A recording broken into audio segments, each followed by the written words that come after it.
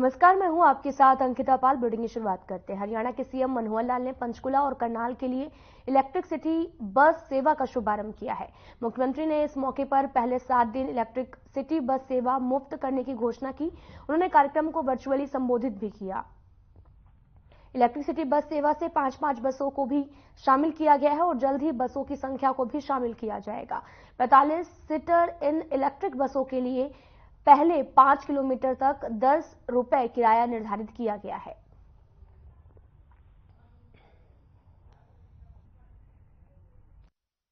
E ticketing की प्रणाली ये भी हमने शुरू कर दी है, तो अब हर सवारी को ई टिकटिंग के लिए और उसको एक आग्रह किया जाएगा कि अपना कूपन लेकर ई टिकटिंग के लिए वो आगे आए। एक निश्चित राशि का वो कूपन होगा और उसके बाद उसकी स्वाइप करके उसका हिसाब किताब उसके अंदर किया जाएगा। एक योजना और कल ही हमने शुरू की है, वो है हैप्पी योजना। जैसा हमने हरियाणा में जो अंत्योदय परिवार परिवहन योजना अर्थात गरीब परिवार जिनकी आय प्रतिवर्ष 1 लाख रुपया या इससे कम है, ऐसे परिवार के सदस्यों को वर्ष भर में 1000 किलोमीटर फ्री सेवा, ये सुविधा हमने उनको दी है।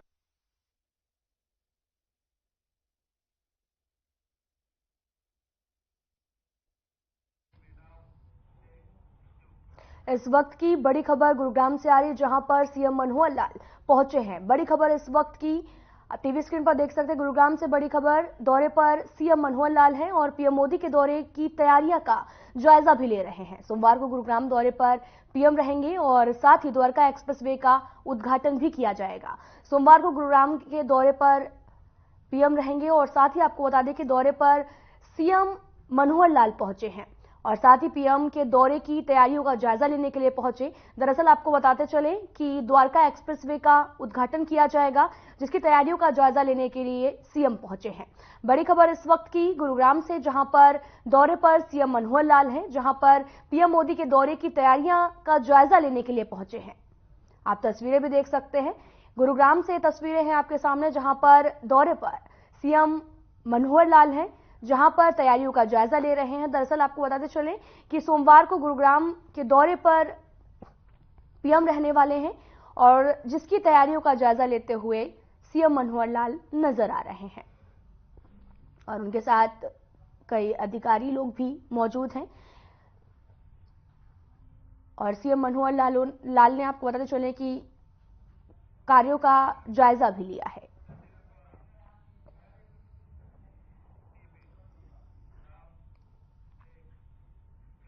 मध्य प्रदेश के सीएम मोहन यादव और बीजेपी के राष्ट्रीय महासचिव कैलाश विजयवर्गीय हरियाणा दौरे पर हैं। मोहन यादव ने शनिवार को गुरुग्राम, फरीदाबाद, भिवानी, महेंद्रगढ़ लोकसभा क्लस्टर की बैठक में चुनाव पर चर्चा की है। साथ ही मोहन यादव ने गुरुग्राम में 1 बजे गुरु कमल कार्यालय में चुनाव प्रबंधन की बैठक ली। बीजेपी के राष्ट्रीय महासचिव कैलाश विजयवर्गीय ने 12 बजे कुरुक्षेत्र विश्वविद्यालय के ऑडिटोरियम में क्लस्टर की बैठक ली, जिसमें प्रदेश अध्यक्ष नायब सैनी भी उपस्थित रहे और साथ ही बीजेपी के राष्ट्रीय महासचिव Kailash Vijayvargiya PG college city road Panipat में 4 बजे प्रबुद्ध वर्ग की बैठक में प्रबुद्धजनों से चर्चा करेंगे।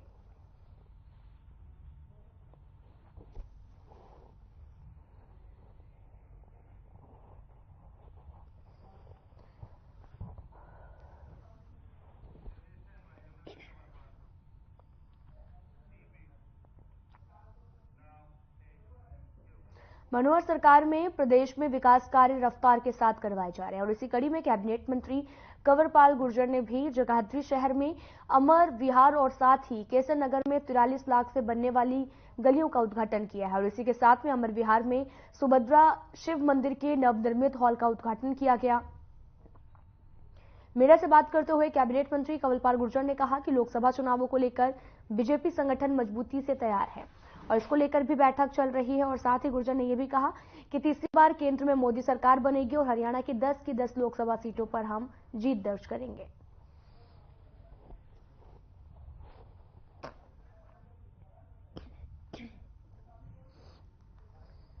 बिहार में 18 लाख की एक गली का मैंने उद्घाटन किया और यहाँ केसर नगर में 25 लाख की जल्दी बन के तैयार होंगी। और हमारा प्रयास है कि जो गलियां पहले अनअप्रूव्ड थी, जो एरिया अनअप्रूव्ड था, वो एरिया अब अप्रूव्ड में आएगा और मैं समझता हूं जो पिछले बहुत लंबे टाइम में जितनी सारी कॉलोनियां अप्रूव की पिछली सरकारों ने, उससे 3 गुना ज्यादा जो हैं वो अभी सरकार ने अप्रूव कर दिया और आने वाले टाइम में और भी अप्रूव करेंगे। और हमारा प्रयास है कि शहर में कोई भी एरिया ऐसा ना रहे जो अनअप्रूव्ड है और वहां विकास ना हो। तो हमारा प्रयास है कि सारा विकास कंप्लीट होना चाहिए। बहुत बड़ा बदलाव हुआ। कैबिनेट बैठक में पट्टेदारों को मालिकाना हक देने की घोषणा पर कई गांवों की महापंचायत हुई और राज्य मंत्री संदीप सिंह ने बतौर मुख्य अतिथि शिरकत की है। इस दौरान उन्होंने सीएम का आभार भी जताया। इस दौरान उन्होंने ये भी कहा कि पट्टेदारों ने उन्हें बताया था कि हिंदुस्तान पाकिस्तान के बंटवारे के समय से वे जंगलों को काटकर जमीन पर खेती कर रहे हैं। उनके बुजुर्गों ने भी इस जमीन को संवारने में अपनी जिंदगी लगा दी है, लेकिन आज तक उन्हें मालिकाना हक नहीं मिला है। लंबे समय से पट्टेदार अपने संघर्ष की लड़ाई लड़ रहे थे। राज्य मंत्री संदीप सिंह ने भी बताया कि उनका परिवार भी पाकिस्तान से विस्थापित होकर यहां आया था।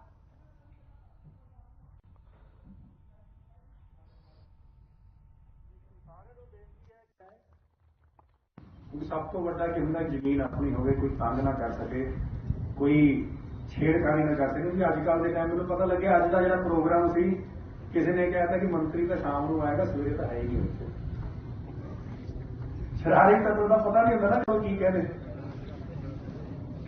सीएम साहब तो तुहाडे लड़ के काम कर रहे हैं और किसी ने शरारती तत्व ने कहता कि इन्हों का मालिकाना हक भी जा रहा है। शरारती वाले का पता नहीं होता। इस करके मेरे वालों तुहानू सारे बहुत बहुत शुभकामना बधाइयां और इस चीज भी सब तो बड़ा धन्यवाद मैं कहना भी माननीय मुख्यमंत्री जी का, जिन्होंने साडे सारे की बांह फड़ी और साडी बांह फड़ के सानू पार लाया।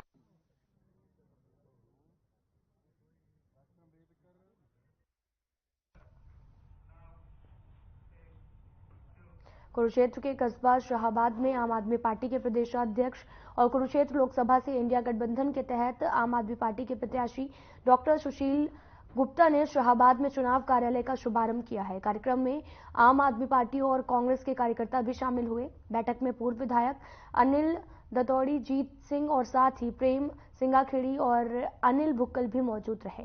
सुशील गुप्ता ने कहा कि लोकतंत्र को बचाने के लिए इंडिया गठबंधन बना है। यदि लोकतंत्र ही नहीं रहा तो चुनाव का कोई महत्व नहीं रह जाता है। उन्होंने ये भी कहा कि बीजेपी सरकार ने हर जगह जाति और धर्म का जहर घोल दिया है।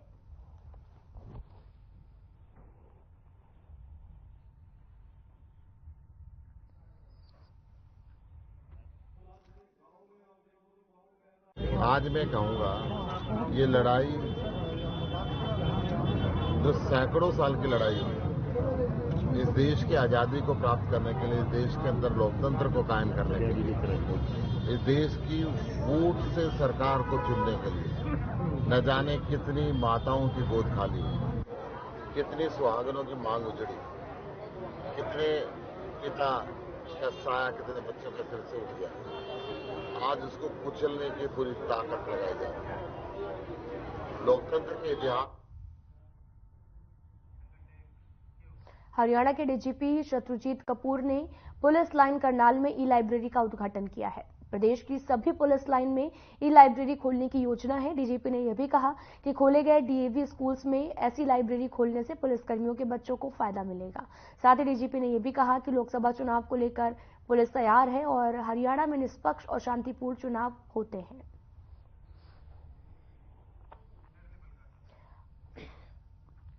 आपको बताते चले कि डीजीपी शत्रुजीत कपूर भी पहुंचे हैं। तस्वीरें देख सकते हैं जहां पर सभी पुलिस लाइन में योजनाओं का शुभारंभ भी किया गया है। दरअसल आपको बताते चले कि ई लाइब्रेरी का उद्घाटन किया गया जहां पर तमाम संख्या में लोग पहुंचे थे। आप तस्वीरें देख सकते हैं जो कि करनाल से हैं, जहां पर सभी पुलिस लाइन में ई लाइब्रेरी खोलने की योजना बनाई गई थी। तो वहीं पर इसी चलते आपको बताते चले कि ई लाइब्रेरी का उद्घाटन भी कर दिया गया है।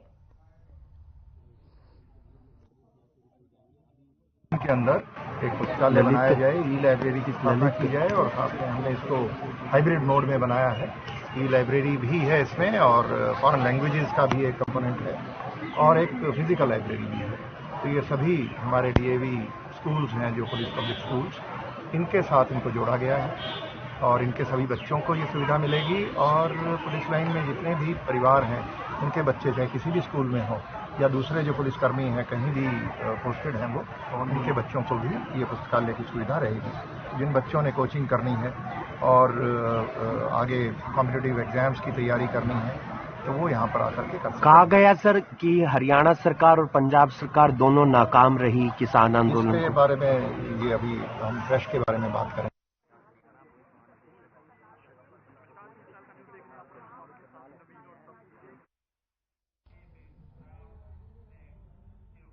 किसान आंदोलन लगभग 26 दिन हो गए हैं और किसान अपनी मांगों को लेकर शंभू और खनौरी बॉर्डर पर डटे हुए हैं। और ऐसे में अब किसानों ने 10 मार्च को देश भर में 4 घंटे के लिए रेल रोको का ऐलान किया है। और वहीं अंबाला में धारा 144 लागू कर दी गई है, जिसके तहत एक जगह पर 5 या फिर 5 से ज्यादा लोग एकत्रित नहीं हो सकते हैं। और ऐसे में अंबाला पुलिस ने आमजन से अपील की है कि वे बेवजह एक जगह पर एकत्रित न हो। नियमों का उल्लंघन करने वालों पर नियमों के अनुसार कार्रवाई की जाएगी।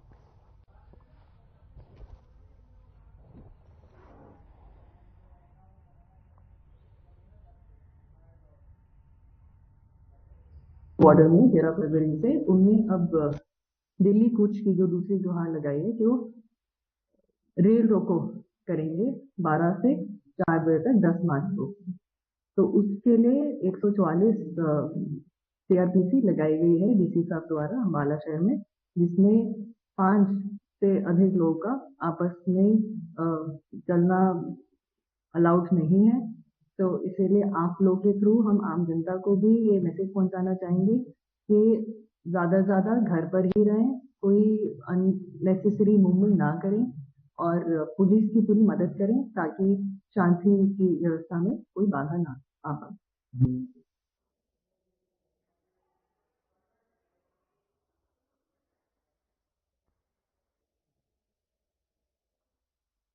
को अंतर्राष्ट्रीय महिला दिवस के रूप में मनाया जाता है और इस मौके पर प्रधानमंत्री नरेंद्र मोदी ने देश की महिलाओं को भी बड़ा तोहफा दिया है। महिला दिवस के मौके पर प्रधानमंत्री नरेंद्र मोदी ने घरेलू गैस सिलेंडर के दामों में 100 रुपए की कटौती कर महिलाओं को बड़ी राहत दी।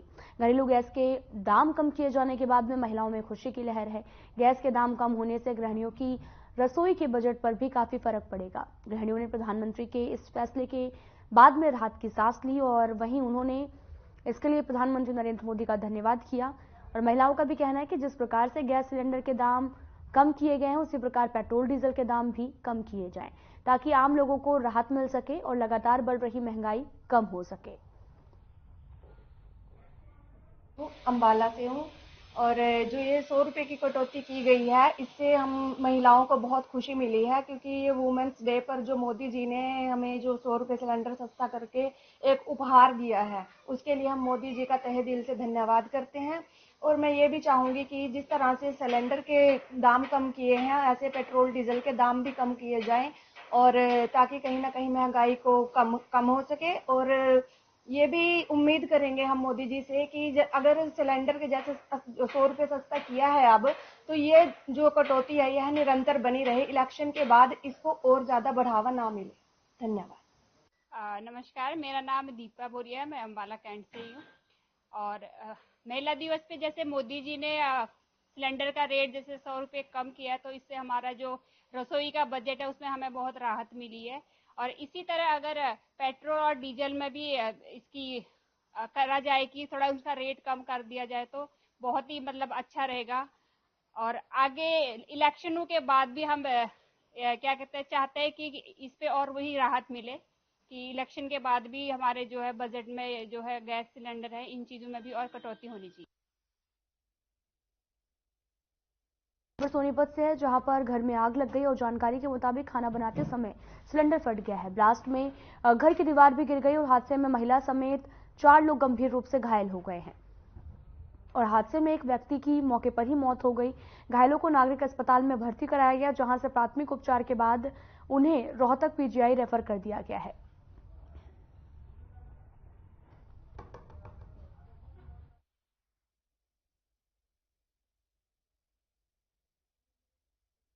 में मुझे आज सूचना मिली कि आपके एरिया में सिलेंडर गैस वाला छोटा सिलेंडर ब्लास्ट हो गया है।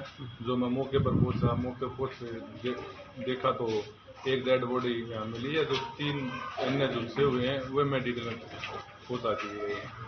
तो कैसे अभी दीवार भी फटी हुई है जी? हाँ, ये दीवार भी फटी हुई, छोटे सिलेंडर था ये सिलेंडर का। छोटा सिलेंडर अनऑथराइज था जी? ये जी ये तो जी सब रखते हैं, जितने भी किराए वाले यहाँ रहते हैं, सिलेंडर सब रखते हैं बने खाना बनाने के लिए वगैरह। सिलेंडर में आग लगी थी, अंदर से पूरा कब से लग रही कुछ पता नहीं। जैसे पड़ोसियों को पता चली थी वो इतना अपना बचाव के लिए भागने की कोशिश करी, इतने में सिलेंडर ब्लास्ट हो गया। तो ये गेट के नीचे मौजूदा टाइम पे दब गया था। फिर हमने इसको गेट को उधर करा है। उसके बाद जो जख्मी थे वो तो एम्बुलेंस ले गई, ये बंदा यहीं पर। तो कितने लोग जख्मी? 3 लोग झुलसे हुए हैं कि ये मरा पड़ा है? हाँ जी, इसकी पहचान तो नहीं हो पाएगी, इतनी बुरी हालत हो चुकी है जी, क्योंकि इसका जो पहचानने में नहीं आ रहा है। लेकिन बताने वाले बता रहे थे जिसके साथ ये बंदा था वह बंदा आवाज लगा रहा था गुलाब गुलाब, मगर यही आपका गुलाब है? उसने कहा हाँ।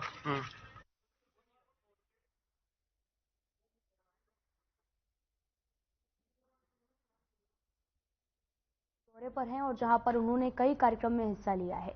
इस दौरान सीएम मनोहर लाल, आपको बताते चले कि न्यू कोर्ट परिसर में बार चौबारों का उद्घाटन किया। सीएम मनोहर लाल ने राजा हसन खां मेवाती शहीदी दिवस के मौके पर जनसभा को संबोधित भी किया। सीएम ने इस दौरान बड़ी घोषणा करते हुए कहा कि गुरुकुल और मदरसों को हरियाणा शिक्षा बोर्ड से रजिस्ट्रेशन कराकर मदद दी जाएगी, जो कि गुरुकुल या फिर मदरसा आधुनिक शिक्षा के लिए हरियाणा बोर्ड के साथ जुड़ेगा और उसको 50-80 बच्चे होने पर साल के 2 लाख रुपए, 80 से 100 बच्चों के होने पर 4 लाख, 100 से 200 बच्चे होने पर 5 लाख और 200 से अधिक बच्चे होने पर 7 लाख रुपए प्रति साल दिए जाएंगे। सीएम ने यह भी कहा कि शहीद हसन खान मेवाती एक नाम नहीं बल्कि विचार है। हमने हमेशा ही हरियाणा एवं एक हरियाणवी के सिद्धांत पर सरकार चलाई है।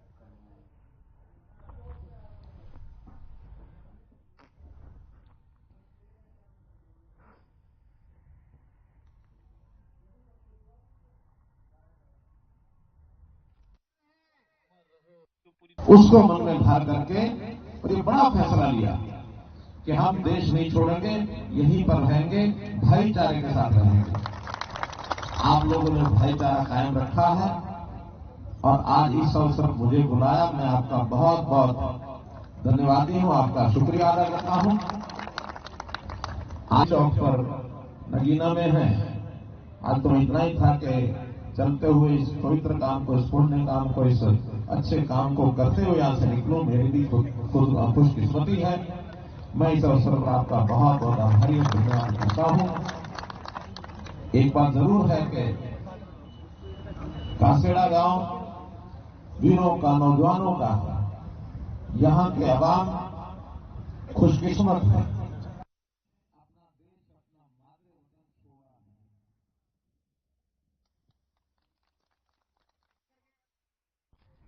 झज्जर में एक बार फिर से तेज रफ्तार का कहर देखने को मिला। यहां पर एक निजी कंपनी से ड्यूटी कर अपने गांव वापस लौट रहे 2 युवकों को ट्रक ने कुचल दिया है और हादसा इतना जबरदस्त था कि दोनों युवकों ने मौके पर ही दम तोड़ दिया। मृतकों की पहचान पवन, राजपाल और मोहित के नाम पर हुई है। आपको बताते चले कि पवन और मोहित गांव एमपी माजरा के रहने वाले थे और दादरी तोई के पास में स्थित फ्लिपकार्ट कंपनी में सिक्योरिटी गार्ड की नौकरी करते थे। हादसे के बाद आरोपी चालक ट्रक को मौके पर छोड़कर फरार हो गया। पुलिस ने जहां पर मृतकों के शवों का झज्जर के नागरिक अस्पताल में पोस्टमार्टम कराया, वहीं मामले में आरोपी ट्रक चालक के खिलाफ लापरवाही से गाड़ी चलाने का मामला भी दर्ज किया गया। पुलिस ने हादसे को अंजाम देने वाले ट्रक को अपने कब्जे में लेकर आरोपी ट्रक चालक की गिरफ्तारी के प्रयास तेज कर दिए हैं।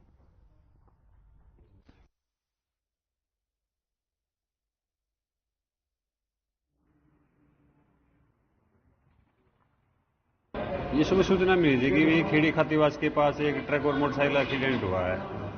जो मौके पे पूछे थे मुझे इसको घायलों को तो अस्पताल दिए जिधर ले गए थे, तो जजर आए थे, यहाँ पता चला कि वो डेड हैं, दोनों एक्सीडेंट में लगी चोट के कारण हुए हैं।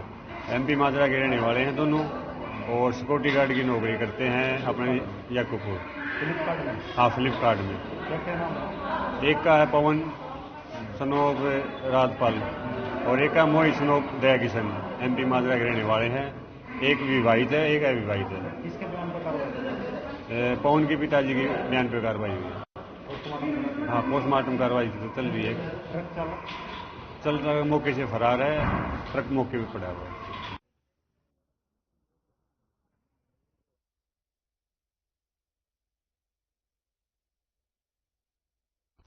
रेवाड़ी में एक शख्स ने फांसी का फंदा लगाकर खुदकुशी कर ली है। शख्स ने खुदकुशी से पहले एक वीडियो भी बनाया जिसमें उसने कुछ लोगों से परेशान होने का जिक्र किया है। इसके साथ ही दीवार पर एक सुसाइड नोट भी लिखा जिसमें एक पुलिस वाले को खुद की मौत का जिम्मेदार भी ठहराया है। पुलिस ने शव को कब्जे में लेने के बाद में पोस्टमार्टम के लिए मोर्चे में रखवा दिया है। मृतक देशराज गुरुग्राम की एक निजी कंपनी में कार्यरत था। परिजनों ने आपको बताते चले कि दोषियों पर कार्रवाई करने को लेकर पुलिस से अपील की है। पुलिस की ओर से अभी तक इस मामले में कोई भी बयान सामने नहीं आया है।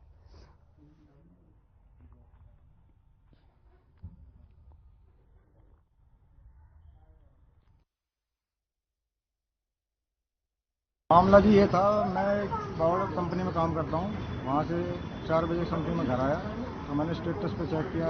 उसने स्टेटस डाल रखा था कि भाई मेरे को टॉर्चर कर रहे हैं और मैं अपनी जान दे रहा हूँ। यहाँ पे सन सिटी में ये रेंट पे रहते थे। तो जो मकान मालिक है वो मालिक है, 2 पुलिस वाले बताए, उनको लेके दबाव बनाया। उस पर किराया उनका कुछ पेंडिंग था, उस वजह से उनने दबाव में आकर खुदकुशी कर दी। कौन कौन थे पुलिस वाले, क्या नाम लिख के गए? नाम तो जी उन्होंने दीवार पर सुसाइड नोट लिख रखा है उन्होंने। और ये मकान मालिक कौन है?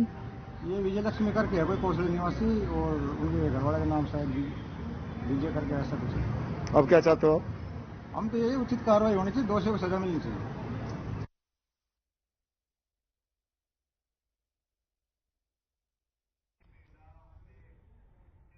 झज्जर के एक गांव में एक युवक ने अज्ञात कारणों के चलते जहरीला पदार्थ निगल लिया है जिसकी वजह से उसकी मौत हो गई है।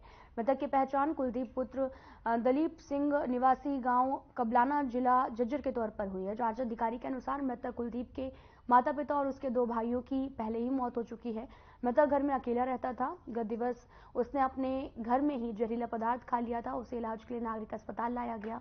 पुलिस ने मृतक की बहन लक्ष्मी की सूचना पर पुलिस कार्रवाई की गई और पुलिस ने मृतक के शव को पोस्टमार्टम कराए जाने के बाद में शव को परिजनों के हवाले कर दिया है।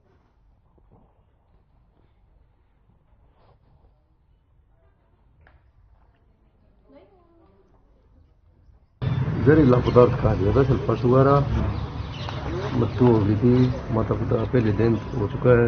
ये भाई थे वो भी पहले एक्सपायर हुए, 2 भाई थे जो अकेला रहता था काफी दिनों से। क्या नाम है मृतक का? मृतक का नाम है कुलदीप दलीप सिंह, कबलानी रहने वाला। कारण क्या रहा? पोस्टमार्टम में भी करवा रहे हैं, कल वो मूर्ति में रखवाई रहा डेड बॉडी। वो जहरीला पदार्थ खाने का कारण? हाँ, सल्फास खा लिया था। ये तो पोस्टमार्टम के बाद पता लगा जी। किसके बयान पर कार्रवाई हुई? इनकी बहन के, लक्ष्मी के।